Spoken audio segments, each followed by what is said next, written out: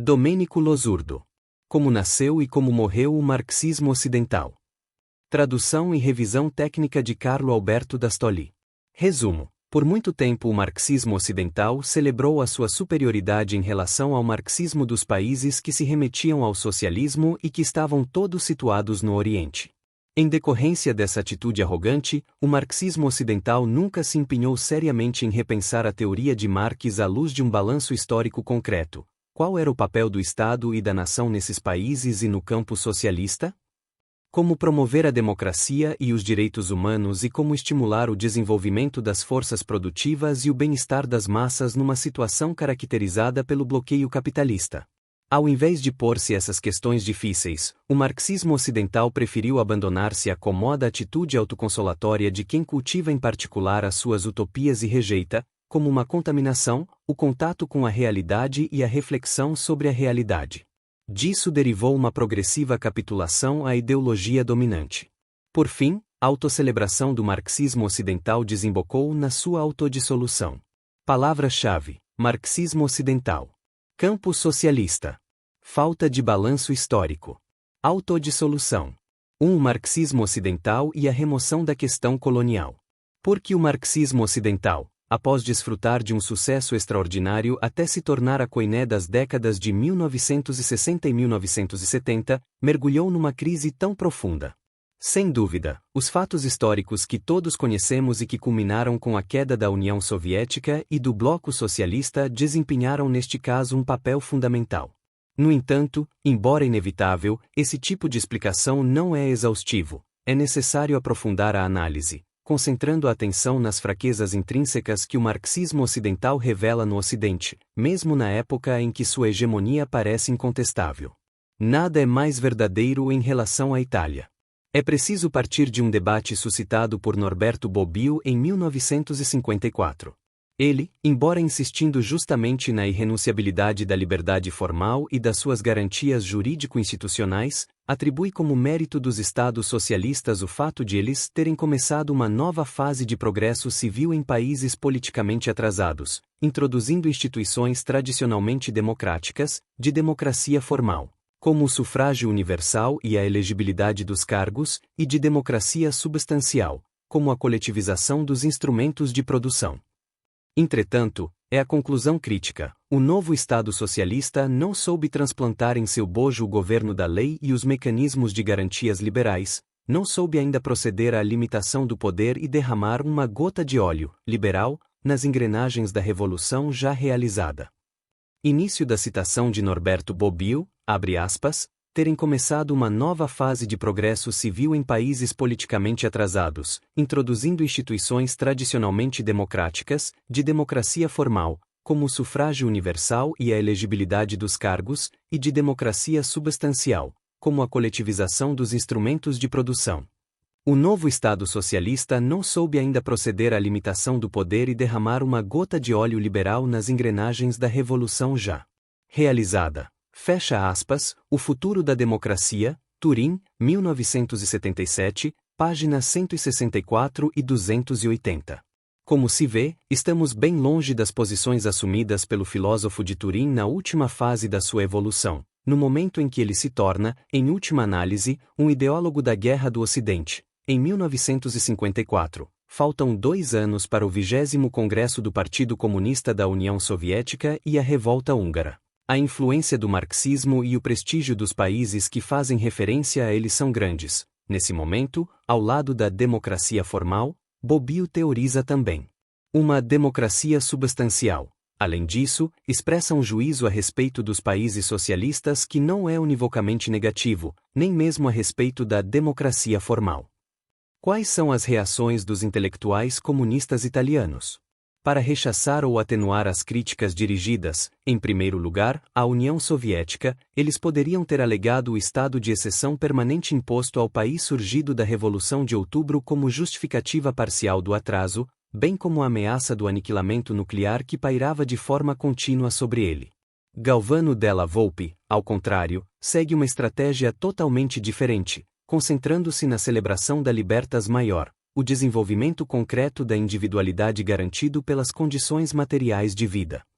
Desse modo, Por um lado, as garantias jurídicas do Estado de Direito são desvalorizadas, implicitamente rebaixadas à condição de libertas minor. Por outro lado, acaba-se valorizando a transfiguração realizada por Bobbio da tradição liberal, enquanto campeã da causa da fruição universal, pelo menos dos direitos civis, da liberdade formal, da libertas minor, da limitação do poder. Para sustentar essa visão, Bobbio remete ao hino que John Stuart Mill, em seu ensaio dedica à liberdade, talvez o mais célebre, On Liberty. Entretanto, é justamente nesse ensaio que vemos o liberal inglês justificar o despotismo do Ocidente sobre as raças ainda menores de idade, obrigadas a aceitar uma obediência absoluta, de tal forma que possam ser guiadas no caminho em direção ao progresso. Início da citação de John Stuart Mill, abre aspas, o despotismo é uma forma legítima de governo quando se lida com bárbaros, desde que o fim seja o seu aprimoramento e os meios se justifiquem por realmente alcançarem esse fim. A liberdade, como princípio, não tem aplicação a qualquer estado de coisas anterior àquele em que a humanidade se torna capaz de se melhorar por meio de discussão livre. Fecha aspas, sobre a liberdade, On Liberty, Londres, 1859, página 73.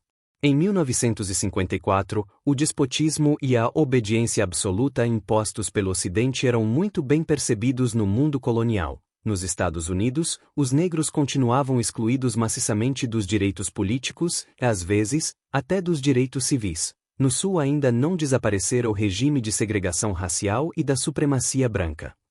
Della Volpe, completamente absorvido pela celebração da Libertas Maior, não se preocupa ou não é capaz de chamar a atenção para o equívoco clamoroso de Bobbio. O fato é que, embora apresentando-se cada vez de maneira diferente, a remoção da questão colonial caracteriza amplamente o marxismo ocidental daqueles anos. Em 1961, Ernest Bloch publica Direito Natural e Dignidade Humana. Como o próprio título revela, estamos bem longe da subestimação da libertas minor, tão cara Della Volpe. Ao contrário, a reivindicação da herança da tradição liberal é explícita, submetida, contudo, a uma crítica que infelizmente parece uma transfiguração. Bloch critica o liberalismo por defender uma igualdade formal e apenas formal. E acrescenta, para impor-se, o capitalismo está interessado só na realização de uma universalidade da regulamentação jurídica, que abraça tudo de maneira igual. Início da citação de Ernest Bloch, abre aspas. Para impor-se, o capitalismo está interessado só na realização de uma universalidade da regulamentação jurídica, que abraça tudo de maneira igual, fecha aspas, direito natural e dignidade humana, Naturrecht und menschliche Würde, Frankfurt, 1961, página 157.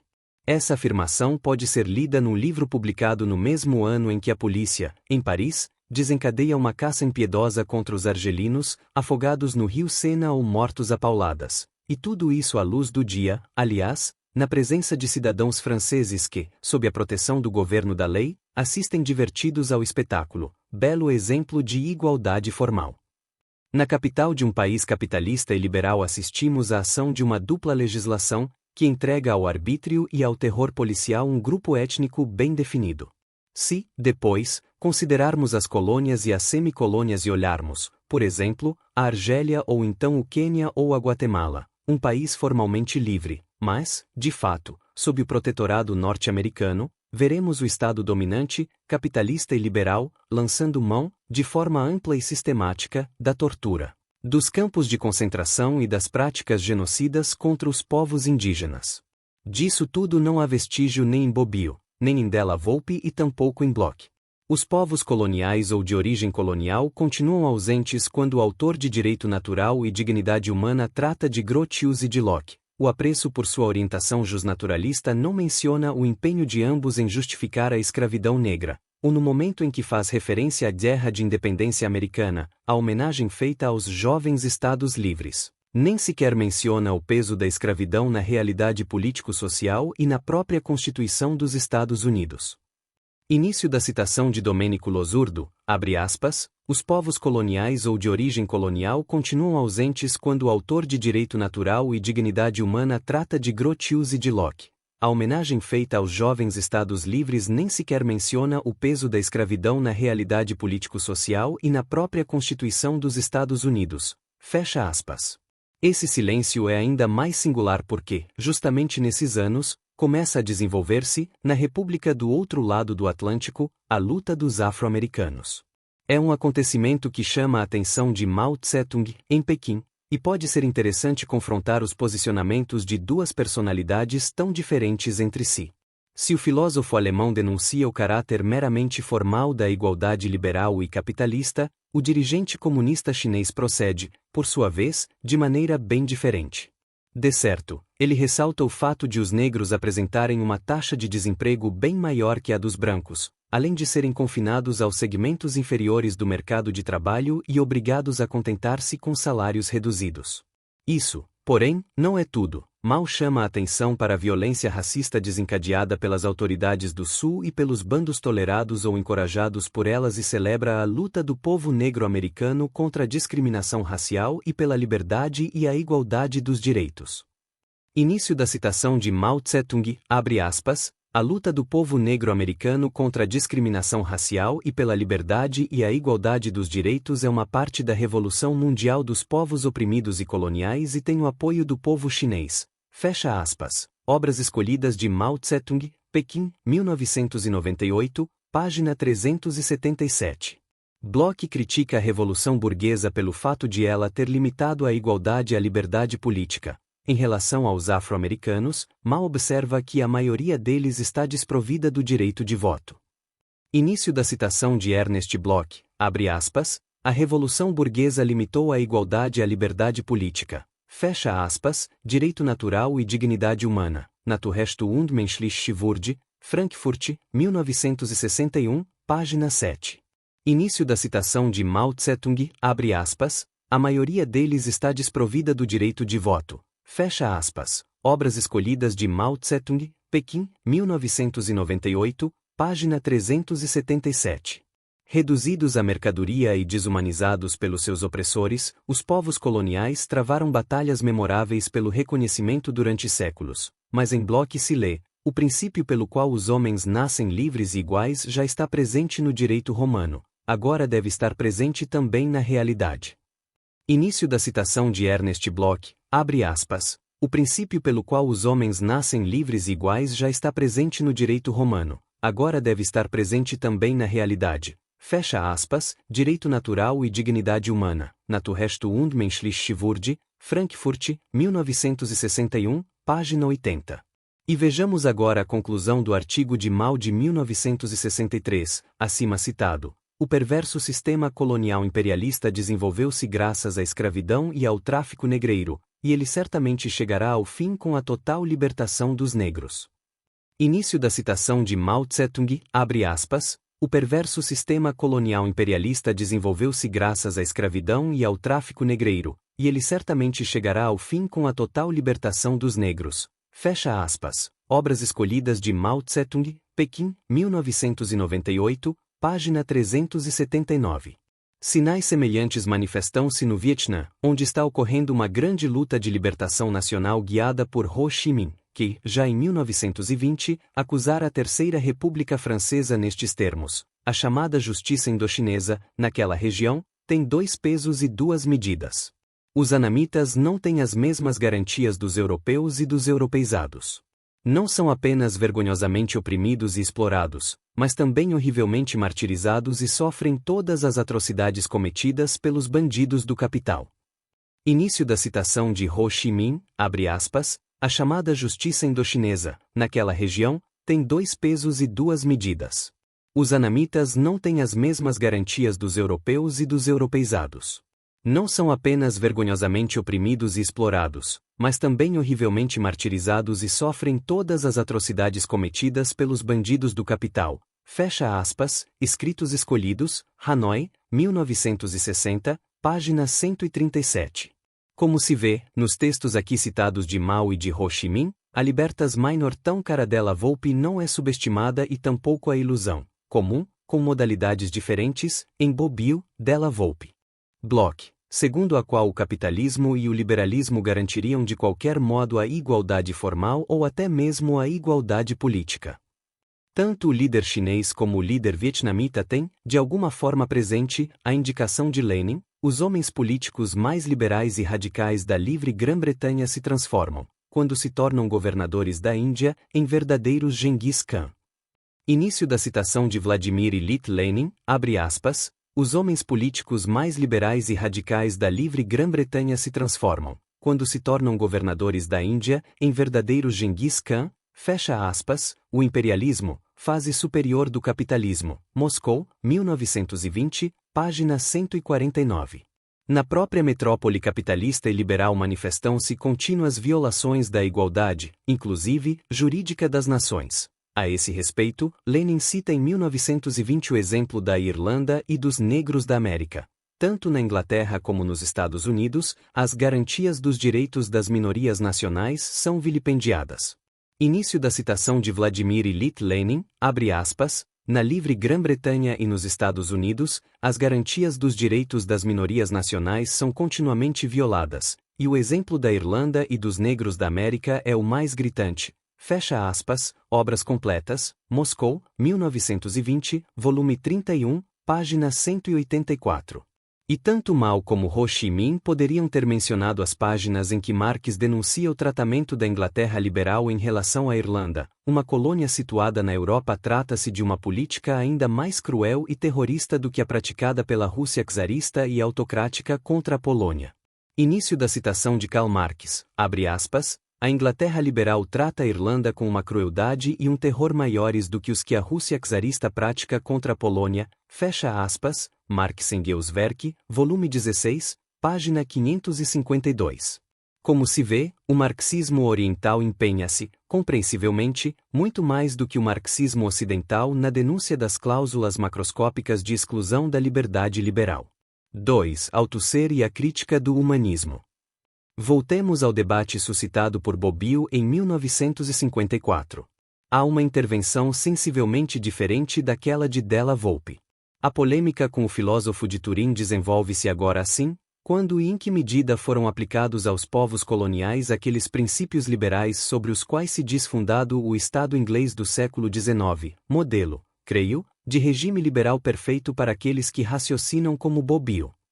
A verdade é que a doutrina liberal está fundada numa discriminação bárbara entre as criaturas humanas, que se alastra não só nas colônias, mas na própria metrópole, como demonstra o caso dos negros estadunidenses, na maioria privados dos direitos elementares, discriminados e perseguidos. Início da citação de Palmiro Togliatti, abre aspas, quando e em que medida foram aplicados aos povos coloniais aqueles princípios liberais sobre os quais se diz fundado o Estado inglês do século XIX, modelo, creio, de regime liberal perfeito para aqueles que raciocinam como Bobbio? A doutrina liberal está fundada numa discriminação bárbara entre as criaturas humanas, que se alastra não só nas colônias, mas na própria metrópole, como demonstra o caso dos negros estadunidenses, na maioria privados dos direitos elementares, discriminados e perseguidos, fecha aspas, Escritos Políticos, Roma. 1974 a 1984, página 866. Nessa tomada de posição não há nenhuma degradação da liberdade formal à libertas minor, mas, ao mesmo tempo, não se perde de vista o fato de sua fruição ter sido historicamente negada às massas incalculáveis de homens pelo próprio Ocidente liberal. Essa intervenção deve-se a um autor hoje quase completamente esquecido, mas que responde pelo nome de Palmiro Togliatti, na época secretário-geral do Partido Comunista Italiano. Estamos diante de um expoente do marxismo ocidental? No entanto, deve-se notar que não se trata de um filósofo profissional, e sim de um político profissional, além disso ligado organicamente, pelo menos assim julgam seus críticos, ao orientalizante socialismo real. Concentremo-nos, contudo, na expressão utilizada por Togliatti, discriminação bárbara entre as criaturas humanas. Trata-se de uma condenação inspirada por aquele humanismo integral em que, segundo Gramsci, consiste o comunismo. Por outro lado, vimos Bloch levantar, em 1961, a bandeira em defesa da dignidade humana. Naqueles mesmos anos, o humanismo exerce um papel fundamental em Sartre, que faz uma denúncia apaixonada do colonialismo evidenciando justamente teorias e práticas de desumanização por ele desenvolvidas. Estamos diante de expressões diferentes daquele humanismo que mais tarde se torna o bicho des cabeças de Louis Althusser. Como é sabido, o jovem Marx denuncia a sociedade existente como negação do humanismo positivo, positiver humanismus, e do humanismo realizado, volendeter humanismus, do humanismo real, realer humanismus, e formula seu programa revolucionário, enunciando o imperativo categórico de derrubar todas as relações em que o homem é um ser degradado, escravizado, abandonado, desprezado. Início da citação de Karl Marx, abre aspas, o imperativo categórico de derrubar todas as relações em que o homem é um ser degradado, escravizado, abandonado, desprezado, fecha aspas. Manuscritos Econômico-Filosóficos, Paris, 1844, página 385. Para Althusser, essas formulações são ingenuidades ideológicas, felizmente superadas pelo Marx maduro, a partir aproximadamente de 1845, quando teria ocorrido a ruptura epistemológica e a retórica humanística, que esqueceu a luta de classes, teria sido suplantada pelo materialismo histórico, ou melhor, pela ciência da história.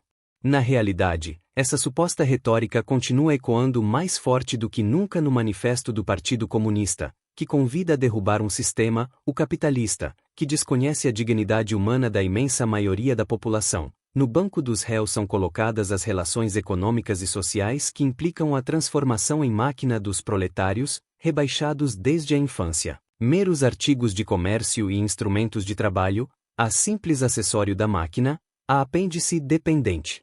Impessoal do capital independente e pessoal. Início da citação de Karl Marx e Friedrich Engels, abre aspas, o trabalhador é transformado em máquina, reduzido desde a infância a mero artigo de comércio e instrumento de trabalho, simples acessório da máquina, apêndice dependente e impessoal do capital independente e pessoal, fecha aspas. Manifesto do Partido Comunista, Londres. 1848, páginas 468 a 478. Para Althusser, o Manifesto do Partido Comunista faz parte das obras de maturação teórica e não das obras da maturidade plenamente alcançada.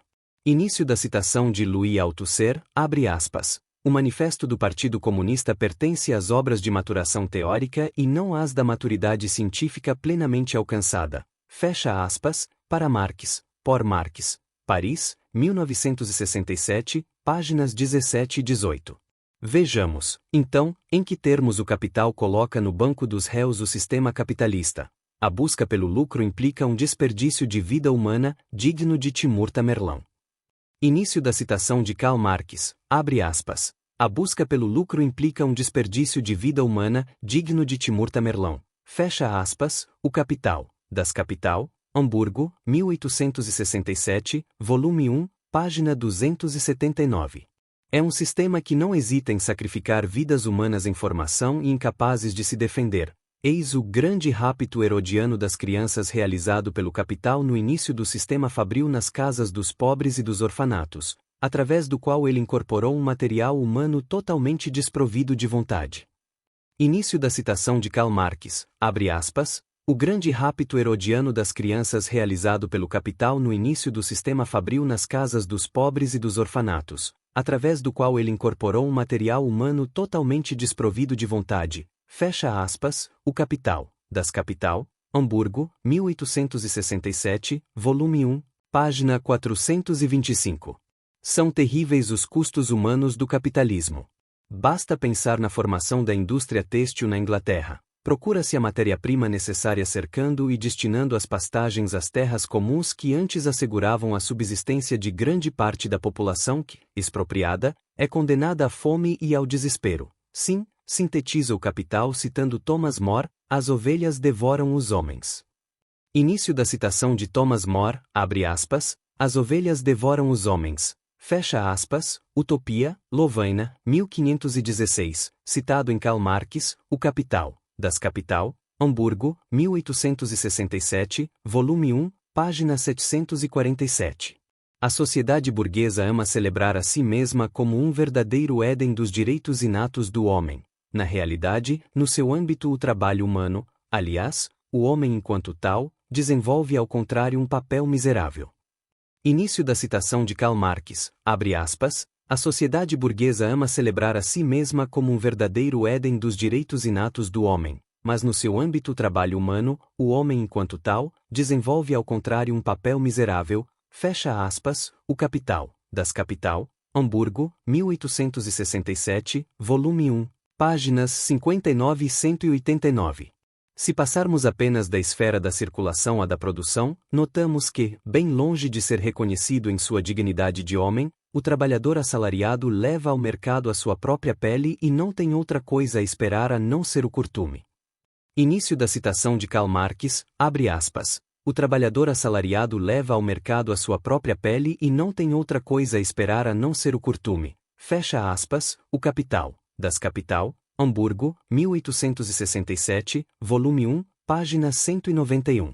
A crítica dos processos de desumanização íncitos no capitalismo ressoa com força ainda maior quando Marx fala do destino reservado aos povos coloniais. Com a aurora da era da produção capitalista, a África se transforma em uma reserva de caça para os mercadores de pele negra. Início da citação de Karl Marx, abre aspas. Com a aurora da era da produção capitalista, a África se transforma em uma reserva de caça para os mercadores de pele negra. Fecha aspas, o Capital, das Capital, Hamburgo, 1867, volume 1, página 779. Passemos agora para a Ásia e para o Império Colonial Holandês. Aí funciona o sistema de roubo de homens nas Celebes para obter escravos para Java, com ladrões de homens propositalmente adestrados para tal finalidade. Início da citação de Karl Marx, abre aspas, o sistema de roubo de homens nas Celebes para obter escravos para Java, com ladrões de homens propositalmente adestrados para tal finalidade, fecha aspas, o Capital, das Capital, Hamburgo, 1867, volume 1, página 780. Ainda na metade do século XIX vemos nos Estados Unidos o escravo negro assumindo completamente a forma de simples propriedade tanto quanto as outras. Enquanto a lei sobre a restituição dos escravos fugitivos determina a transformação dos próprios cidadãos do Norte em caçadores de escravos. Início da citação de Karl Marx, abre aspas, nos Estados Unidos, o escravo negro assume completamente a forma de simples propriedade tanto quanto as outras, enquanto a lei sobre a restituição dos escravos fugitivos transforma os cidadãos do Norte em caçadores de escravos. Fecha aspas, o Capital, das Capital, Hamburgo, 1867, volume 15, página 333. Nesse meio tempo, alguns estados no sul especializam-se na criação de negros, ou seja, no breeding of slaves. Início da citação de Karl Marx, abre aspas, alguns estados no sul especializam-se na criação de negros, ou breeding of slaves, fecha aspas, carta a Friedrich Engels de 29 de outubro de 1862. Marx Engels Werk, volume 30, página 290. Renunciando aos tradicionais artigos de exportação, esses estados criam escravos como mercadorias de exportação. Início da citação de Karl Marx, abre aspas, esses estados criam escravos como mercadorias de exportação, fecha aspas, o Capital, das Capital, Hamburgo, 1867, volume 15, página 336.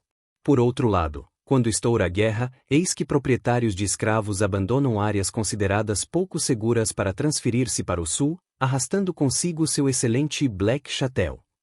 Início da citação de Karl Marx, abre aspas. Quando estoura a guerra, proprietários de escravos abandonam áreas consideradas pouco seguras para transferir-se para o sul, arrastando consigo seu excelente Black Chattel. Fecha aspas. Carta a Friedrich Engels de 29 de outubro de 1862, Marx Engels Werk, volume 30, página 290. Como se vê, também nos escritos da maturidade, recorre em Marx à motivação crítica que censura a sociedade burguesa por ela reduzir a grande maioria da humanidade a máquinas, a instrumentos de trabalho, a mercadoria que pode ser tranquilamente esbanjada, a produtos de comércio e a artigos de exportação, a bens móveis dos quais o dono. Conexos que caracterizam o capitalismo. É verdade, o filósofo francês reconhece que pode existir também um humanismo revolucionário originado pela Revolução de Outubro, mas nesse ponto é muito hesitante, e assim impede a si mesmo a compreensão das lutas gigantescas por reconhecimento conduzidas pelos escravos das colônias, para usar uma linguagem tão cara a Lenin. Esse resultado é ainda mais inevitável pelo fato de a teoria de Marx ser, em alto ser, só um capítulo da história do pensamento científico, Antes de Marx, só 2 grandes continentes haviam sido abertos ao conhecimento científico, após rupturas epistemológicas sucessivas: o continente matemático graças aos gregos e o continente físico, graças a Galileu e seus sucessores. Início da citação de Louis Althusser, abre aspas. Antes de Marx, só 2 grandes continentes haviam sido abertos ao conhecimento científico, após rupturas epistemológicas sucessivas: o continente matemático graças aos gregos, e o continente físico, graças a Galileu e seus sucessores, fecha aspas, para Marx, por Marx. Paris, 1967. Página 16. É um enfoque que determina 2 consequências muito relevantes. Primeiro, Marx insistiu várias vezes sobre o fato de que a sua teoria é a expressão teórica de um movimento real. Agora, porém, é o movimento real que é considerado produto, para dizer com Althusser, de uma ruptura epistemológica, ou, para dizer com Della Volpe, de um método científico que aprende a lição de Galileu, antes ainda, de Aristóteles, crítico de Platão. Assistimos assim a uma distorção idealista do materialismo histórico, visto como resultado da genialidade de um único indivíduo que se aventurou na descoberta de um novo continente. Após ter censurado repetidamente o humanismo por ocultar a luta de classes, agora é o próprio Althusser que faz desaparecer a luta de classes atrás da elaboração do materialismo histórico. Segundo, a distorção idealista do marxismo é, ao mesmo tempo, sua reinterpretação em termos eurocêntricos.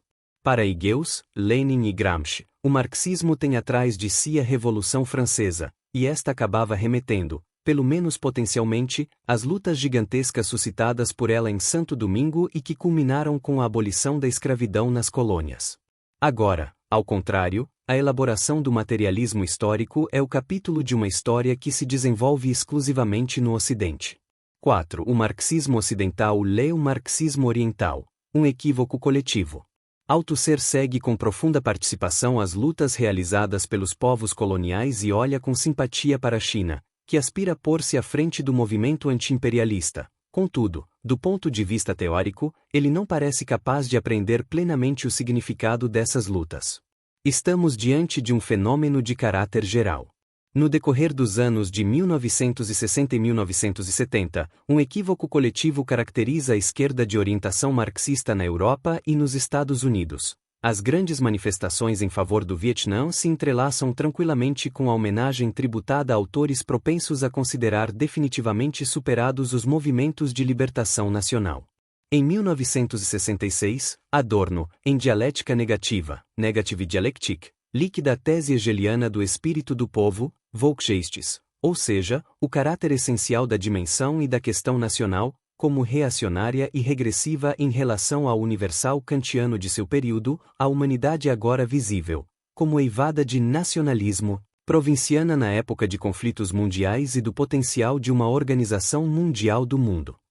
Pior ainda, tratar-se-ia do culto tributado a um fetiche, a um sujeito coletivo, a nação, no âmbito do qual os sujeitos individuais desaparecem sem deixar vestígios. Início da citação de Theodor W. Adorno, abre aspas, o espírito do povo é reacionário e regressivo em relação ao universal kantiano de seu período, a humanidade agora visível. Ele está eivado de nacionalismo e é provinciano na época de conflitos mundiais e do potencial de uma organização mundial do mundo. Trata-se do culto a um fetiche, a um sujeito coletivo, a nação, no âmbito do qual os sujeitos individuais desaparecem sem deixar vestígios, fecha aspas, Dialética Negativa, Negative Dialectic, Frankfurt, 1970, páginas 304 a 307. É uma tomada de posição que, a posteriori, deslegitimava a guerra conduzida pela Frente de Libertação Nacional da Argélia, um povo e um país sem dúvida mais provincianos, mais atrasados e menos cosmopolitas do que a França, contra a qual se insurgiram. Em todo caso, Adorno colocava-se na impossibilidade de entender as grandes lutas que estavam acontecendo inclusive debaixo de seus olhos, a começar por aquela guiada pela Frente de Libertação Nacional do Vietnã. De resto, vejamos de que maneira o marxismo oriental argumenta sobre esse ponto. 3 anos depois da publicação de Dialética Negativa, Ho Chi Minh morre. Em seu testamento, depois de ter convocado seus concidadãos à luta patriótica e ao compromisso pela salvação da pátria, no plano pessoal ele traça este balanço: por toda a vida eu servi minha pátria de corpo e alma, servi a revolução, servi o povo. Início da citação de Ho Chi Minh, abre aspas. Por toda a vida eu servi minha pátria de corpo e alma, servi a revolução, servi o povo, fecha aspas, Testamento, Hanoi, 1969, páginas 75 e 78. Por outro lado, já em 1960, por ocasião do seu 70º aniversário, o dirigente vietnamita recordara seu percurso intelectual e político afirmando que no começo fora o patriotismo e não o comunismo que me levou a acreditar em Lenin e na Terceira Internacional. Em primeiro lugar, os apelos e os documentos que apoiavam e promoviam a luta de libertação dos povos coloniais, ressaltando seu direito de constituir-se como estados nacionais independentes, provocaram grande emoção. As teses de Lenin sobre a questão nacional e colonial despertavam em mim grande comoção, um grande entusiasmo, uma grande fé, e me ajudavam a ver claramente os problemas. Tão grande era a minha alegria que até chorei. Início da citação de Ho Chi Minh, abre aspas, no começo fora o patriotismo e não o comunismo que me levou a acreditar em Lenin e na Terceira Internacional. As teses de Lenin sobre a questão nacional e colonial despertavam em mim grande comoção, um grande entusiasmo, uma grande fé, e me ajudavam a ver claramente os problemas. Tão grande era a minha alegria que até chorei. Fecha aspas, Escritos Reunidos, Paris, 1967, páginas 39 e 40. No que diz respeito a Mao, basta pensar na declaração que ele dera na véspera da fundação da República Popular da China, em 1949, a nossa não será mais uma nação sujeita ao insulto e à humilhação. Já nos levantamos. A época na qual o povo chinês era considerado selvagem agora acabou. Início da citação de Mao Tse-tung, abre aspas, a nossa não será mais uma nação sujeita ao insulto e à humilhação. Já nos levantamos. A época na qual o povo chinês era considerado selvagem agora acabou. Fecha aspas. Obras escolhidas de Mao Tse-tung, Pequim, 1998, páginas 87 e 88. Compreende-se perfeitamente a atitude dos dois grandes revolucionários. Atrás deles estava agindo a lição de Lenin, que assim caracterizara o imperialismo. Trata-se de um sistema em cujo âmbito algumas pretensas nações modelo atribuem a si mesmas o privilégio exclusivo da formação do Estado, negando aos povos das colônias. Sim, poucas nações eleitas pretendem construir o próprio bem-estar e estabelecer a própria primazia na pilhagem e no domínio do resto da humanidade. Início da citação de Vladimir Ilyich Lenin, abre aspas, o imperialismo é um sistema em cujo âmbito algumas pretensas nações modelo atribuem a si mesmas o privilégio exclusivo da formação do Estado, negando aos povos das colônias. Poucas nações eleitas pretendem construir o próprio bem-estar e estabelecer a própria primazia na pilhagem e no domínio do resto da humanidade. Fecha aspas. Sobre o direito das nações à autodeterminação, Moscou, 1914, páginas 416 a 417. Declaração dos Direitos do Povo Trabalhador e Explorado, Moscou, 1918, página 403. Ou seja, além da pilhagem econômica e da opressão política, o imperialismo é também caracterizado pela hierarquização das nações. Os povos explorados e oprimidos são, ao mesmo tempo, rotulados como incapazes de se autogovernar e de se constituir como Estado nacional. A luta para livrar-se desse estigma é uma grande luta pelo reconhecimento. Mas naquela época a homenagem a Ho Chi Minh, a Mao ou a Castro não favorecia, de forma alguma, posições de distanciamento do niilismo nacional absorvido na escola do marxismo ocidental. E nem mesmo Sartre era capaz de opor resistência ao niilismo nacional, apesar de seu grande compromisso na luta contra o colonialismo. Como esclarece um capítulo fundamental de Crítica da Razão Dialética, Critique de la Raison Dialectique, o filósofo francês faz derivar os vários conflitos humanos, em última análise, da penúria, rareté. O resultado dessa abordagem é avassalador. Na medida em que parece determinar uma luta pela vida e pela morte, a condição de penúria acaba, de alguma forma, justificando os responsáveis pela opressão. Eles aparecem como os protagonistas de uma luta trágica pela sobrevivência que, no presente, se impõe de maneira fatal, no futuro, pode ser eliminada apenas por um extraordinário desenvolvimento das forças produtivas. No lado oposto, os oprimidos aparecem movidos apenas pelo desejo de escapar das intoleráveis condições de vida. Mas, então, posto que a língua, a cultura, a identidade e a dignidade nacional não desempenham nenhuma função, Não se compreende a participação na luta contra a opressão nacional por parte de camadas sociais que gozam de um padrão de vida confortável ou de uma comodidade mais ou menos relevante. Como se vê, a simpatia pelos deserdados da terra e a indignação pelos crimes do colonialismo e do imperialismo na Argélia ou no Vietnã, embora meritórias, não garantem por si só uma compreensão adequada da questão nacional. A razão profunda dessa atitude contraditória será esclarecida, de maneira exemplar, algumas décadas mais tarde por Hardit Negri. Da Índia à Argélia, de Cuba ao Vietnã, o Estado é a dádiva envenenada da libertação nacional. É verdade, os palestinos podem contar com a nossa simpatia, mas, a partir do momento em que forem institucionalizados, não se pode mais estar do lado deles. O fato é que, no momento em que a nação começa a se formar e se torna um Estado soberano, suas funções progressistas desaparecem. Início da citação de Michael Hardit e Antônio Negri, abre aspas, da Índia à Argélia, de Cuba ao Vietnã, o Estado é a dádiva envenenada da libertação nacional. No momento em que a nação começa a se formar e se torna um Estado soberano, suas funções progressistas desaparecem, fecha aspas, Império, Empire. Cambridge, 2000, páginas 142 e 143. Ou seja, pode-se ter simpatia pelos vietnamitas, pelos palestinos ou por outros povos somente enquanto eles forem oprimidos e humilhados. Pode-se apoiar uma luta de libertação nacional apenas na medida em que ela continua sendo derrotada. A derrota ou a incapacidade de um movimento revolucionário são a premissa para que o rebelde possa autocelebrar-se e deleitar-se como rebelde que recusa em qualquer circunstância contaminar-se com o poder constituído. Domênico Losurdo. Como nasceu e como morreu o marxismo ocidental. Tradução e revisão técnica de Carlo Alberto D'Astoli. É óbvio que os líderes dos povos em luta pela própria emancipação argumentam de maneira totalmente diferente. Em setembro de 1949, às vésperas da conquista do poder pelos comunistas, Mao Tse-tung chama a atenção para o desejo de Washington de que a China se reduza a viver com a farinha americana, acabando assim por tornar-se uma colônia americana. Início da citação de Mao Tse-tung, abre aspas, a falência da concepção idealista da história, fecha aspas, Pequim, 1969 a 1975, volume 4, página 467. A luta pelo desenvolvimento da produção se configurava então como uma continuação da luta pela independência nacional.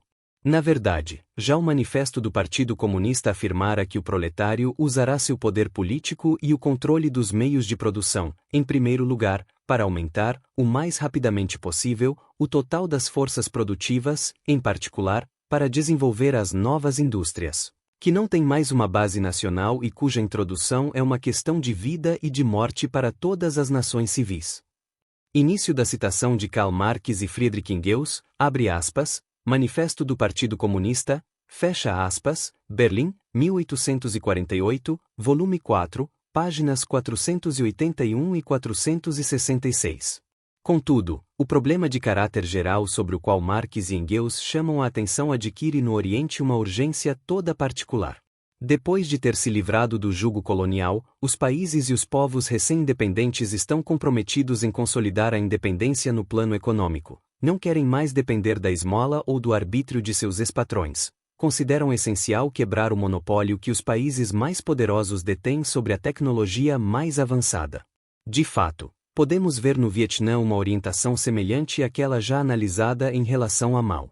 Em plena guerra pela independência e pela unidade nacional, o então primeiro secretário do Partido dos Trabalhadores do Vietnã do Norte declara que, depois da conquista do poder, a tarefa mais importante reside na revolução técnica.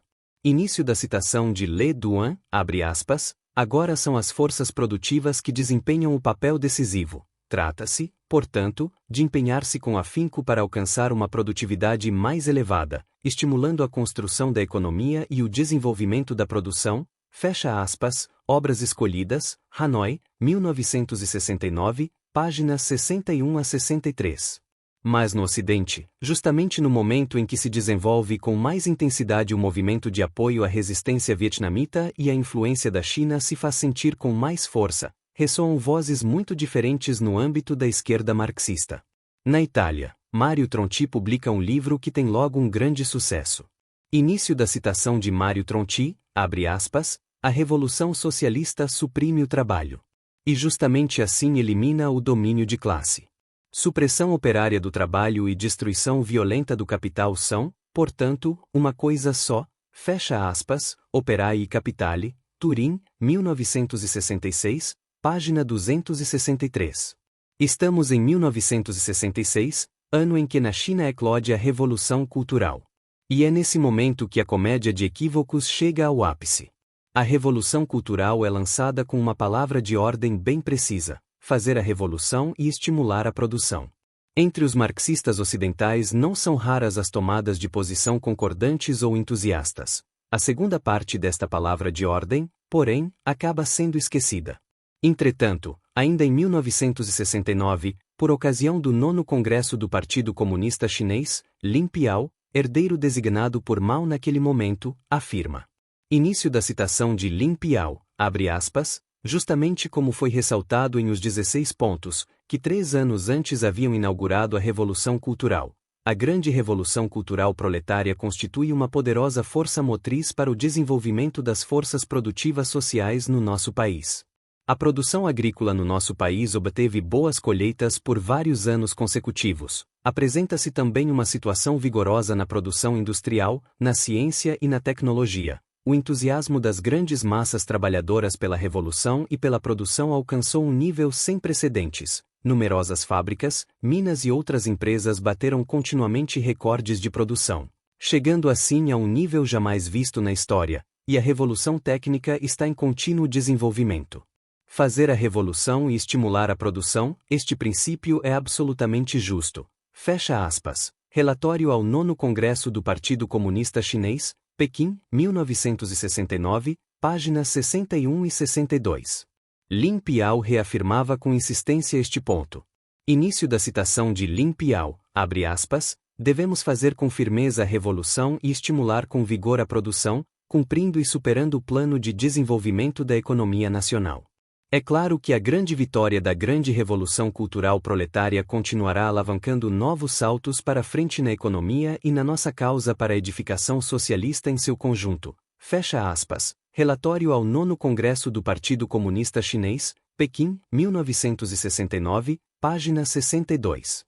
Uma das principais acusações contra o presidente deposto da República Popular da China, Liu Shaoqi, era a teoria dos passos de lesma, ou seja, a incompreensão de que a revolução cultural teria prodigiosamente acelerado o desenvolvimento das forças produtivas e levado o país, em curto espaço de tempo, ao nível dos países capitalistas mais avançados.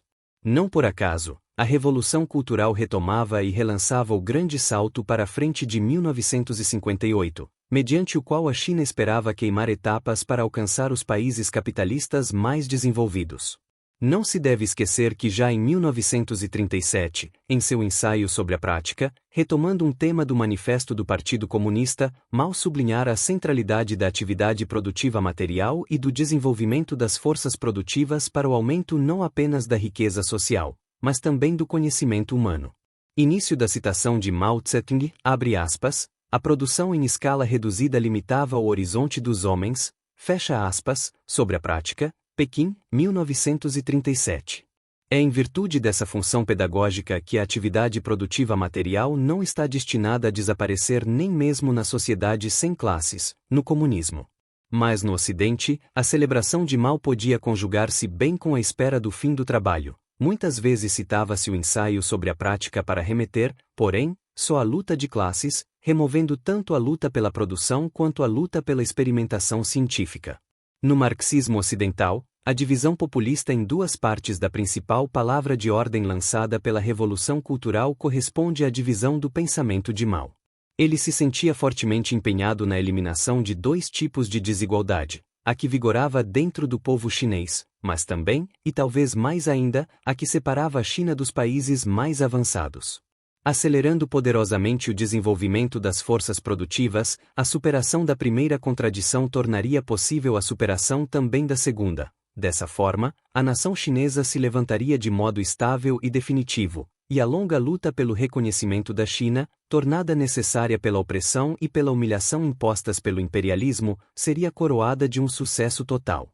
No Ocidente, Contudo, a Revolução Cultural, o pensamento e a obra de Mao, a Revolução Chinesa em seu conjunto, acabavam sendo reduzidos a um único slogan. Início da citação de Mao Tse-tung, abre aspas, rebelar-se é justo, fecha aspas, Pequim, 1966. O grande revolucionário, já dividido no sentido que conhecemos, era submetido ainda a uma leitura anarcoide. Derrotado a duras penas na época da Segunda Internacional, o anarquismo obtém uma clamorosa revanche no movimento de 1968. 5 de Foucault a Negri, a progressiva transfiguração do império. Nesse clima espiritual e político, a cultura de orientação marxista começa a ser seduzida e subvertida por autores e correntes de pensamento que deveriam, no entanto, ter sido vistos com um certo distanciamento crítico. Apoiado desde o início por Althusser. Início da citação de Louis Althusser, abre aspas, Ler o Capital, fecha aspas, Paris, 1968, página 27. Michel Foucault irrompe fortemente com sua análise da difusão ou da onipresença do poder não só nas instituições e nas relações sociais, mas também no dispositivo conceitual. É um discurso que fascina por seu radicalismo, além disso, permite um acerto de contas com o poder e a ideocracia que estão na base do socialismo real, cuja crise se manifesta cada vez mais nitidamente. Na realidade, o radicalismo não é só aparente, mas se transforma em seu contrário. A atitude que condena toda relação de poder, aliás, toda forma de poder, tanto no âmbito da sociedade como no âmbito do discurso sobre a sociedade, torna muito problemática ou impossível a negação determinada, aquela negação de um conteúdo determinado que, hegelianamente, é o pressuposto de uma transformação real da sociedade, o pressuposto da revolução. Início da citação de Georg Wilhelm Friedrich Hegel, abre aspas, Fenomenologia do Espírito, fecha aspas, Frankfurt, 1969 a 1979, volume 5, página 49. Além disso, esse esforço de individuação e desmistificação do domínio em todas as suas formas manifesta lacunas surpreendentes justamente onde o domínio se mostra em toda a sua brutalidade. A atenção reservada ao domínio colonial é muito escassa ou inexistente. Pierre Boulez, amigo de Foucault, participa do protesto promovido por Jean-Paul Sartre contra o massacre dos argelinos em Paris. Foucault parece não aderir. De maneira geral, ele não parece desempenhar nenhum papel na luta contra a tortura e a cruel repressão com que o poder procura debelar a luta pela libertação nacional. Início da citação de Bernard H. F. Taurek, abre aspas, Foucault e o poder, fecha aspas, Hamburgo, 2004, páginas 40 e 116. Foi justamente observado, a respeito de Foucault, que sua crítica do poder continua olhando para a Europa. Mas é possível ir além. O colonialismo e a ideologia colonial estão amplamente ausentes na história do mundo moderno e contemporâneo reconstruída pelo filósofo francês. A julgar por essa história, o surgimento do racismo de Estado deve ser colocado no início do século XX. Início da citação de Michel Foucault, abre aspas, História da Sexualidade, fecha aspas, Paris, 1990, página 52. Enquanto é o advento do Terceiro Reich que marca o aparecimento de um Estado absolutamente racista. Início da citação de Michel Foucault, abre aspas, História da Sexualidade, fecha aspas, Paris, 1990, página 169. Essa periodização foi posta em dúvida com muita antecedência pelos abolicionistas que, no século XIX, queimavam em praça pública a Constituição americana, taxada de ser um pacto com o diabo por consagrar a escravidão racial, ou por aqueles abolicionistas que recriminavam a lei sobre os escravos fugitivos de 1850. Por ela obrigar todo cidadão estadunidense a se tornar um caçador de homens, era passível de punição não só quem tentasse esconder ou ajudar o negro, perseguido pelos seus legítimos proprietários, mas também quem não colaborasse para sua captura. Como justificativa parcial de Foucault, poder-se-ia dizer que ele ignora esse capítulo da história, mas, pelo menos, ele poderia ter lido o comentário de Marx sobre a fugitiva Slave Law. Início da citação de Karl Marx, abre aspas, exercer a função de caçador de escravos por conta dos proprietários sulistas de escravos parecia ser a tarefa constitucional do Norte. Fecha aspas, Obras Completas, Berlim, volume 15, página 333. Em todo caso, não estamos diante de um racismo que se manifesta apenas no âmbito da sociedade civil, O que decide a colocação social e o destino de um indivíduo, na base de normas jurídicas e constitucionais explícitas, é sua pertença racial. A realidade do Estado racial surge com mais clareza nos Estados Unidos antes da Guerra de Secessão do que no Terceiro Reich. Segundo as leis de Nuremberg, o que definia o judeu era também a pertença à religião judaica deste ou daquele seu antepassado, enquanto nos Estados Unidos a religião não exercia nenhuma função na definição do negro. O sangue decidia tudo, one drop rule. Hitler não possuía escravos, nem negros, nem judeus, enquanto nas primeiras décadas da história da República Norte-Americana quase todos os presidentes eram proprietários de escravos negros. Se não na história dos Estados Unidos, Foucault poderia ter se concentrado na história da Confederação Secessionista ou da África do Sul, ou poderia ter manifestado uma consideração de caráter global. Se analisarmos os países capitalistas juntamente com as colônias que eles possuíam, podemos perceber facilmente que o fenômeno denunciado por Ho Chi Minh em relação à Indochina tem um caráter geral. Estamos diante de uma dupla legislação, uma para a raça dos conquistadores, outra para a raça dos conquistados. Nesse sentido, o Estado racial segue como uma sombra a história do colonialismo em seu conjunto, só que esse fenômeno se apresenta com mais evidência nos Estados Unidos por causa da contiguidade espacial em que vivem diferentes raças. Mas Foucault não dedica nenhuma atenção à história dos povos coloniais ou de origem colonial. A história da ideologia racial traçada pelo filósofo francês também faz pensar. Assim, na metade do século XIX, em contraposição à tradição da escola dos anais empenhada em consagrar a soberania, afirma-se um discurso completamente novo, anti-autoritário e revolucionário, que decompõe a sociedade em raças ou classes em luta e introduz um princípio de heterogeneidade. A história de uns não é a história de outros. Início da citação de Michel Foucault, abre aspas, História da Sexualidade, fecha aspas, Paris, 1990, páginas 62 e 56.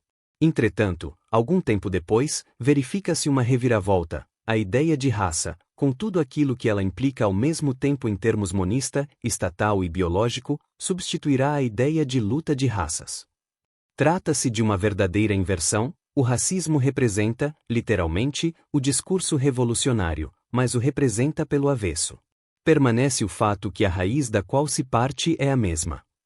Início da citação de Michel Foucault, abre aspas, História da Sexualidade, fecha aspas, Paris, 1990, página 63.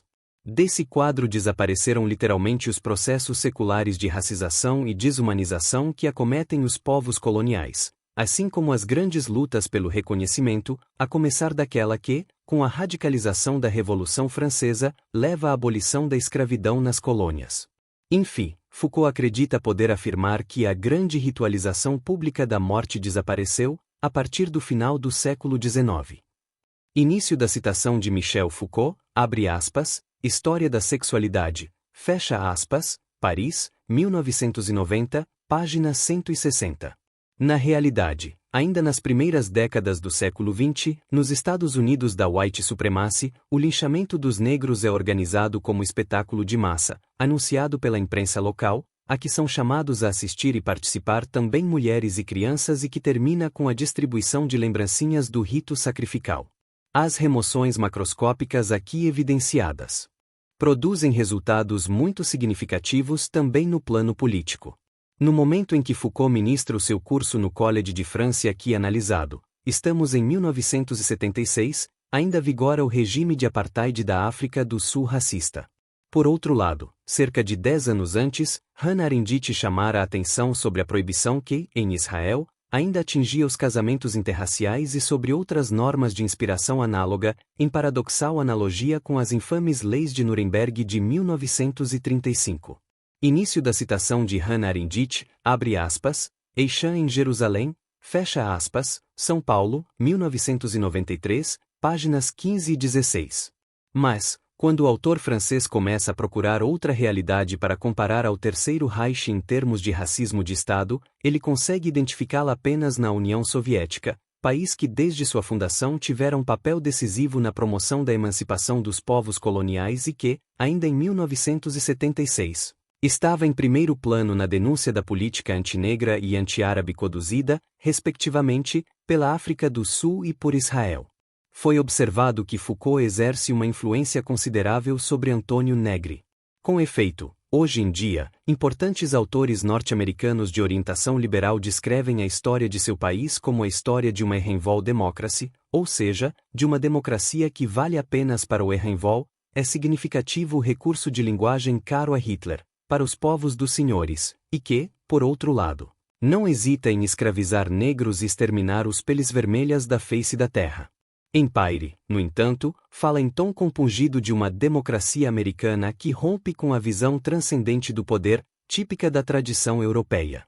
Início da citação de Michael Hart e Antônio Negri, abre aspas, Império, fecha aspas, Cambridge, 2002, página 158. A apologia, porém, não para aqui. Tomemos uma figura central da história do imperialismo americano, ou seja, Woodrow Wilson. No momento em que ele começa sua carreira política, o Sul, de onde provém, assiste à irrupção dos esquadrões do Ku Klux Klan contra os negros. Mas o futuro presidente toma a palavra, com o artigo do Atlantic Monthly de janeiro de 1901, para pronunciar um libelo contra as vítimas. Os negros são excitados por uma liberdade que não compreendem, são insolentes e agressivos, preguiçosos e ávidos de prazeres. Em todo caso, a emancipação repentina e absoluta dos negros foi uma catástrofe. Causou uma situação muito perigosa, que as assembleias legislativas do Sul, isto é, os brancos, são obrigadas a enfrentar com medidas extraordinárias, os linchamentos e o terror. Início da citação de Woodrow Wilson, abre aspas, The Reconstruction of the Southern States, fecha aspas, Atlantic Monthly, Boston, 1901, páginas 45 a 50. Wilson permanecerá sempre fiel a essa plataforma ideológica e política, em conformidade com a white supremacy no plano interno e internacional. Nesse mesmo contexto pode ser colocado o grande bastão agitado e usado contra a América Latina. Não se deve esquecer que as próprias relações com os aliados europeus, muitas vezes, são caracterizadas por uma rude realpolitik. Não é por acaso que desde jovem Wilson sente a atração de Otto von Bismarck. Início da citação de Domênico Losurdo, abre aspas, Contra a História do Liberalismo, fecha aspas, Rio de Janeiro, 2005, capítulo 4, seção 2. Tudo isso não impede o presidente norte-americano de intervir na Primeira Guerra Mundial em nome da Missão Democrática Universal dos Estados Unidos. É uma guerra santa, a mais santa de todas as guerras, um empreendimento transcendente, do qual são protagonistas os cruzados americanos. Esse entrelaçamento singular da realpolitik e da ideia religiosa de missão selada por uma relação privilegiada e direta com o Senhor provoca a pungente ironia de Freud. Início da citação de Sigmund Freud, abre aspas, Considerações atuais sobre a guerra e a morte, fecha aspas, Viena, 1917, página 49. Mas esse entrelaçamento torna mais fácil o recurso ao punho de ferro contra a oposição pacifista. É uma repressão bem mais dura do que aquela desencadeada no mesmo período na Alemanha guilhermina e que, não por acaso, provoca a admiração de Benito Mussolini, que está percorrendo a passos largos o caminho que o conduzirá ao movimento esquadrista e ao fascismo. Início da citação de Benito Mussolini, abre aspas, Opera Omnia, fecha aspas, Milão, 1930, volume 3, página 152. Agora, porém, leiamos Negri e Hardit. O que caracteriza Wilson é uma ideologia pacifista internacionalista, bem distante da ideologia imperialista tipicamente europeia. Início da citação de Michael Hart e Antônio Negri, abre aspas, Império, fecha aspas, Cambridge, 2002, página 158. Desde sempre, os ideólogos do Manifest Destiny insistem no primado moral e político dos Estados Unidos, na exceção, ou melhor, no excepcionalismo representado por um país que é a única ilha de liberdade num imenso oceano de despotismo. Empire não argumenta de maneira diferente. A essa altura propõe uma espécie de exercício intelectual, se quisermos, de jogo. Confrontemos dois trechos de dois autores sensivelmente diferentes entre si, mas ambos empenhados em contrapor positivamente os Estados Unidos à Europa. O primeiro celebra a experiência americana, ressaltando a diferença entre uma nação concebida na liberdade e devota ao princípio segundo o qual todos os homens foram criados iguais e as nações do velho continente, que certamente não foram concebidas na liberdade. Início da citação de Léo Strauss, abre aspas, Direito Natural e História, fecha aspas, Chicago, 1998, páginas 43 e 44. Vejamos agora o que diz o segundo. O que era a democracia americana se não uma democracia fundada no êxodo, em valores afirmativos e não dialéticos, no pluralismo e na liberdade? Esses mesmos valores, juntamente com a ideia da nova fronteira, não alimentavam continuamente o movimento expansivo do seu fundamento democrático para além das abstrações da nação, da etnia e da religião? Quando Hannah Arendt escrevia que a Revolução Americana era superior à Revolução Francesa, pois a Revolução Americana devia ser entendida como uma busca sem fim da liberdade política, enquanto que a Revolução Francesa havia sido uma luta limitada em torno da escassez e da desigualdade, ela exaltava um ideal de liberdade que os europeus tinham perdido, mas que reterritorializavam nos Estados Unidos. Início da citação de Michael Hart e Antonio Negri, abre aspas, Império, fecha aspas, Cambridge, 2002, páginas 352 e 353. Qual dos dois trechos aqui citados é mais apologético? É difícil dizer, embora o segundo pareça mais inspirado e lírico. Ele foi escrito por Negri e Hart, enquanto o primeiro é de Léo Strauss, o autor de referência dos neoconservadores americanos.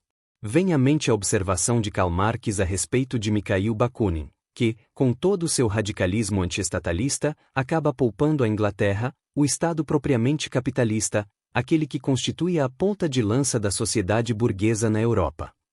Início da citação de Karl Marx, abre aspas, obras completas, fecha aspas, Berlim, volume 18, páginas 610 e 608. O anarquismo dos nossos dias vai além, poupando o país que, aos olhos de uma grande e crescente opinião pública mundial, é sinônimo não só de capitalismo, mas também de militarismo e imperialismo. É um país que, aos olhos de eminentes historiadores norte-americanos de orientação liberal, encarna um excepcionalismo bem diferente daquele imaginado por Strauss, Negri e Hart. Só nos Estados Unidos houve uma ligação estável e direta entre propriedade em escravos e poder político. Só nos Estados Unidos os proprietários de escravos tiveram um papel decisivo para fundar uma nação e criar instituições representativas.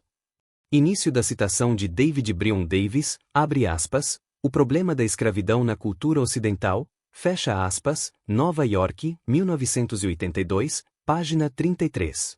Jean-Paul Sartre denunciava, na sua época, aquele monstro super-europeu, a América do Norte.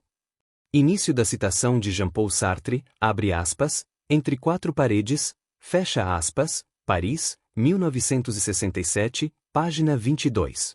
Agora, porém, Império não só contrapõe positivamente os Estados Unidos à Europa, mas subscreve ainda a tese de Hannah Arendt sobre a nítida superioridade da Revolução Americana em relação à Revolução Francesa. É evidente que nesse confronto em preto e branco a deportação e a dizimação dos peles vermelhas e a escravidão dos negros, desenvolvida vigorosamente pela primeira e abolida pela segunda, não exercem nenhum papel. Negri e Hart não se deixam impressionar pelo fato de que, junto com o jacobinismo, Arendt arrasta também Karl Marx para o banco dos réus, o autor da doutrina politicamente mais prejudicial da Idade Moderna, o responsável por uma verdadeira capitulação da liberdade diante da necessidade. Nisso ele deixou-se influenciar por seu mestre de revolução, Robespierre. E influenciou, de forma ruinosa, por sua vez, seu maior discípulo, Lenin. Início da citação de Hannah Arendt, abre aspas, sobre a Revolução, fecha aspas, Nova York, 1954, páginas 189 e 192. Portanto, juntamente com a condenação sem atenuantes das duas revoluções que puseram em discussão o sistema mundial da escravidão e da opressão colonial, Negri e Hart subscrevem a liquidação do filósofo que, ao condenar a escravidão assalariada praticada na metrópole, remete, às vezes de modo explícito, outras de modo implícito, à escravidão propriamente dita que subsiste nas colônias. É a autodissolução do marxismo ocidental. 6. Marxismo ocidental. Marxismo oriental.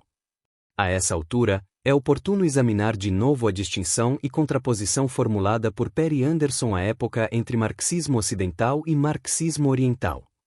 Início da citação de Perry Anderson, abre aspas, Considerações sobre o marxismo ocidental, Fecha aspas, São Paulo, 1997.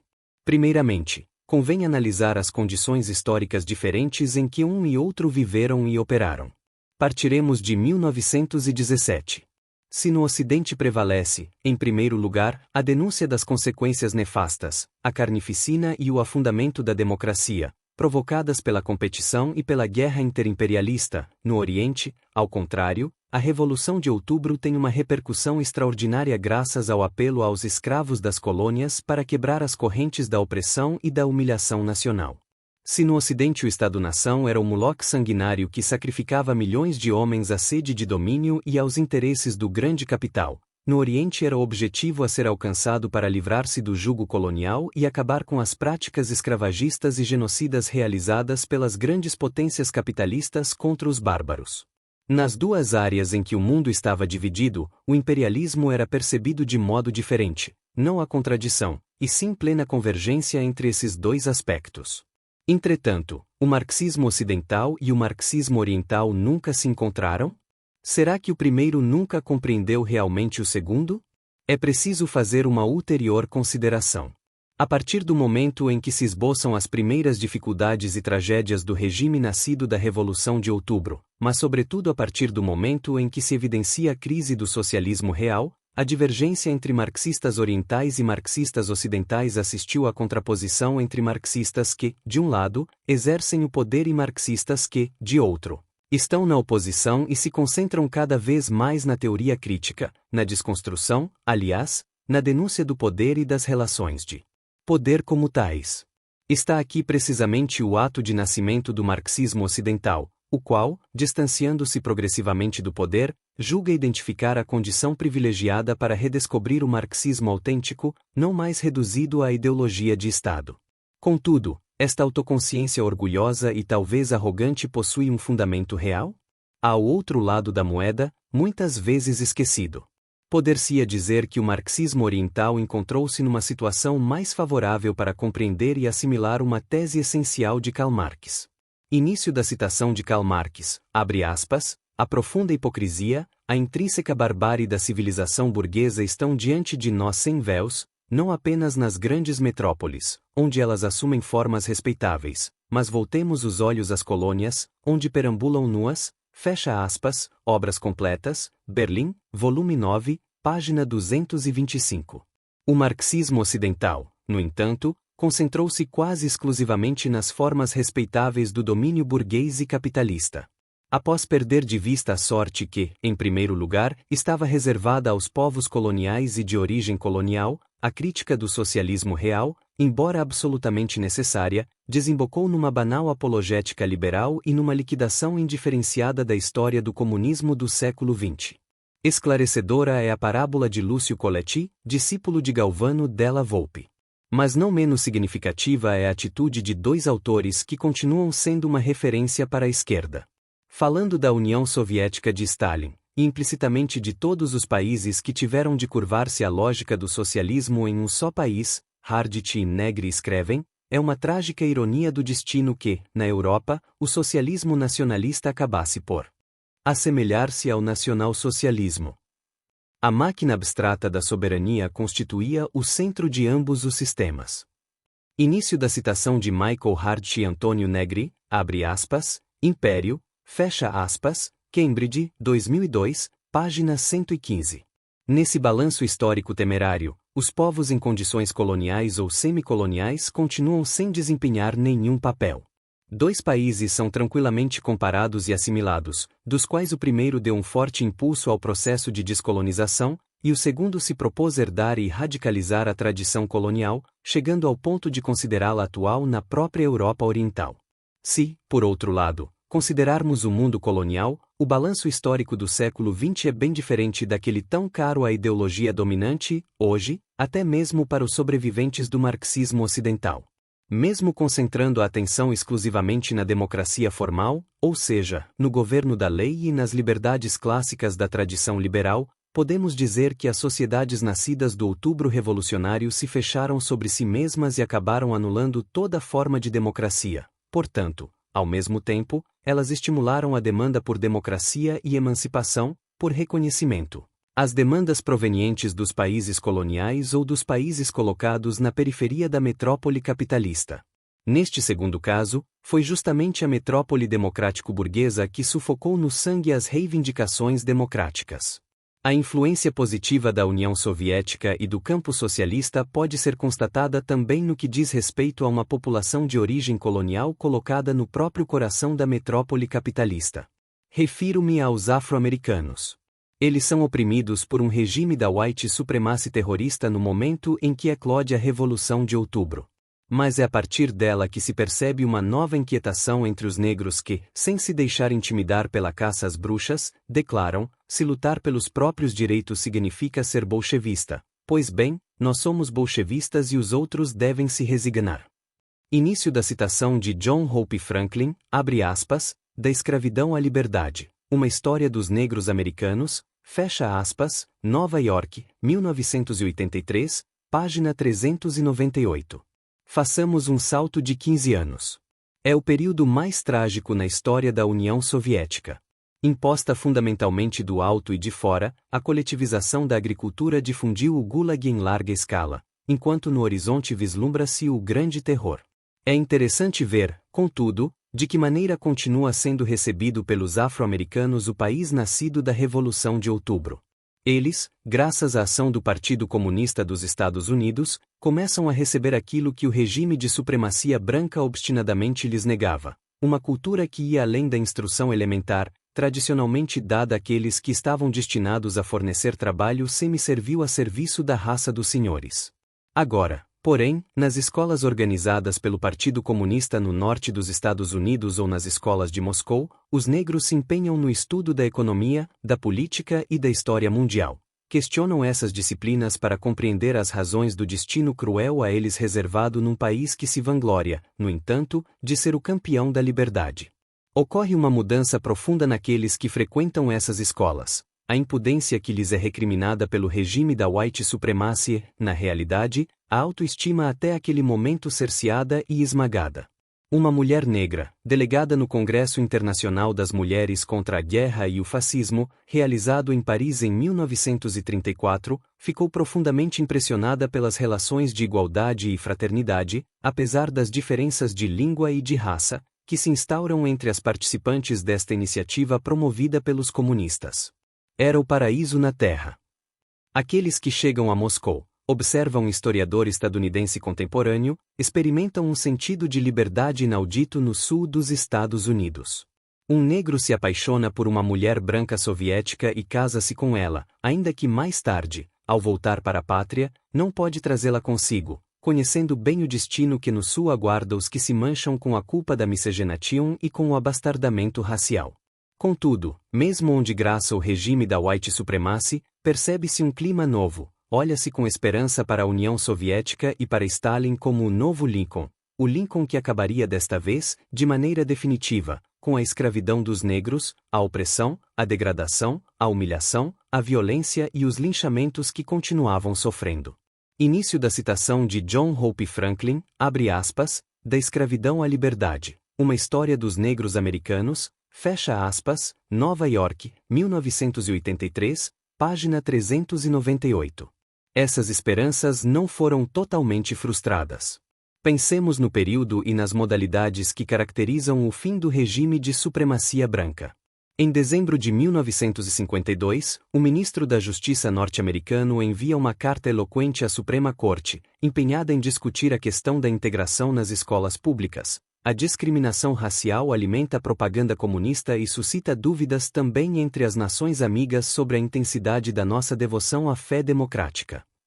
Washington. Observa o historiador norte-americano que em nossos dias reconstrói esse acontecimento, corria o risco de se tornar inimigo das raças de cor não só no Oriente e no Terceiro Mundo, mas no próprio coração dos Estados Unidos. Aqui também a propaganda comunista conseguia um sucesso considerável na sua tentativa de ganhar os negros para a causa revolucionária, abalando-lhes a fé nas instituições americanas. Início da citação de Domênico Losurdo, abre aspas, contra a história do liberalismo, fecha aspas, Rio de Janeiro, 2005, capítulo 10, seção 6. Não há dúvida, Nesse caso teve papel decisivo a preocupação com o desafio representado objetivamente pela União Soviética de Stalin e pela influência exercida por ela sobre povos coloniais e de origem colonial. Vimos que, ao contrário de grande parte do marxismo ocidental, o marxismo oriental soube focalizar bem a barbárie colonial do capitalismo. Mas não se trata só disso. Lembremos que Lenin subscreve e considera magnífica a fórmula da lógica hegeliana segundo a qual o universal deve ser de forma tal que contenha em si a riqueza do particular. Início da citação de Vladimir Ilyich Lenin, abre aspas, Cadernos Filosóficos, fecha aspas, Moscou, 1969, página 89. É em homenagem a esse enfoque que personalidades como Lenin, Ho Chi Minh, Mao Tse-tung e Fidel Castro nunca puseram em contradição patriotismo e internacionalismo. Aliás, sempre enxergaram na luta de libertação das nações oprimidas um momento essencial da marcha do internacionalismo e do universalismo, daquilo que Antônio Gramsci define como humanismo integral. Não é assim, porém, no marxismo ocidental. Por um lado, pensemos sobretudo em Louis Althusser. As categorias de humanidade, povo e nação foram vistas com suspeita, como traição da luta de classes. Trata-se de uma atitude de purismo supersticioso, que esquece como as categorias de socialismo, revolução e classe operária podem ser submetidas em sentido conservador e até mesmo reacionário, como no caso da Nationalsozialistische Deutsche Arbeiterpartei de funesta e hitleriana memória. Em todo caso, as preocupações de Althusser podem ser respondidas com uma penetrante observação de Mao Tse-tung. Em última análise, a luta nacional é uma questão de luta de classes. Início da citação de Mao Tse-tung, abre aspas, Obras Escolhidas, fecha aspas, Pequim, 1998, página 379. Por outro lado, pense sobretudo em Theodor Adorno e atualmente em Antônio Negri, difundiu-se o desprezo pelas lutas de libertação nacional, postas em contradição com o internacionalismo e o universalismo. Não por acaso, hoje em dia, é grande o desprezo que os sobreviventes do marxismo ocidental ostentam pelos esforços que países como a China e o Vietnã fazem para consolidar a independência também no plano econômico, de modo a poder dar, declara Deng Xiaoping em 1987, uma contribuição real à humanidade. Início da citação de Deng Xiaoping, abre aspas, Obras Escolhidas, fecha aspas, Pequim, 1994, página 222. De um lado ou de outro, devido à visão reducionista da luta de classes ou à visão abstrata do universal, o marxismo ocidental, em geral, não conseguiu entender a unidade entre universal e particular.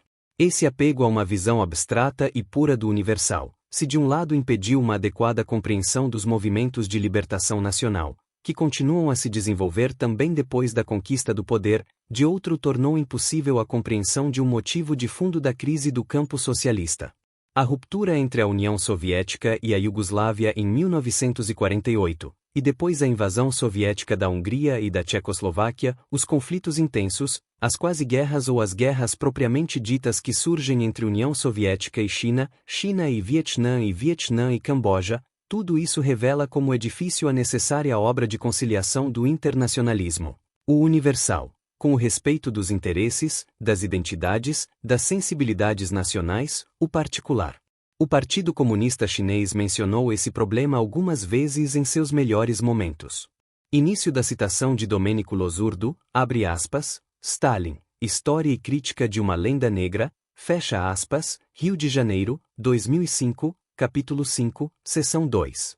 Quanto ao marxismo ocidental, este quase sempre leu esses conflitos de modo estereotipado como choques entre despotismo stalinista e espírito libertário, entre burocracia e massas, ou entre coerência revolucionária de um lado e oportunismo ou revisionismo de outro, ou ainda, de modo mais apressado, como demonstração do estranhamento substancial de ambas as partes em luta pelo autêntico socialismo e marxismo. Por fim, o marxismo ocidental desfrutou de sua distância do poder como uma condição privilegiada ou exclusiva para o desenvolvimento das potencialidades críticas da teoria de Marx. Mas se, por um lado, a distância do poder e o desdém diante do poder podem ofuscar a lucidez do olhar, por outro podem turvar a visão, tornando mais difícil a compreensão dos conflitos mundiais, favorecendo uma atitude idealista, em última análise, a fuga da história. Só assim pode-se explicar a tese de Ernst Bloch segundo a qual a Revolução Burguesa limitou a igualdade à igualdade política. Mesmo querendo ocupar-se exclusivamente da metrópole ocidental, trata-se de uma afirmação historicamente insustentável. Basta pensar na longa duração da discriminação censitária e sexual. No conjunto, com o passar dos anos, o marxismo ocidental acabou involuntariamente representando duas figuras fundamentais da filosofia hegeliana, na medida em que se satisfaz com a crítica, aliás, encontra sua razão de ser na crítica, sem pôr-se o problema de formular alternativas possíveis e de construir um bloco histórico alternativo àquele dominante. Ele é a ilustração da sabichonice do dever ser, quando, pois, desfruta da distância do poder como uma condição da própria pureza, ele encarna a bela alma. Talvez não seja por acaso que hoje tenha tanto sucesso no ambiente de esquerda um livro que, desde o título, convida a mudar o mundo sem tomar o poder. Início da citação de John Holloway, abre aspas, mudar o mundo sem tomar o poder, fecha aspas, Londres, 2002. A autodissolução do marxismo ocidental se configura aqui como o abandono do terreno da política e o desembarque na religião. How the Occidentals was born and died.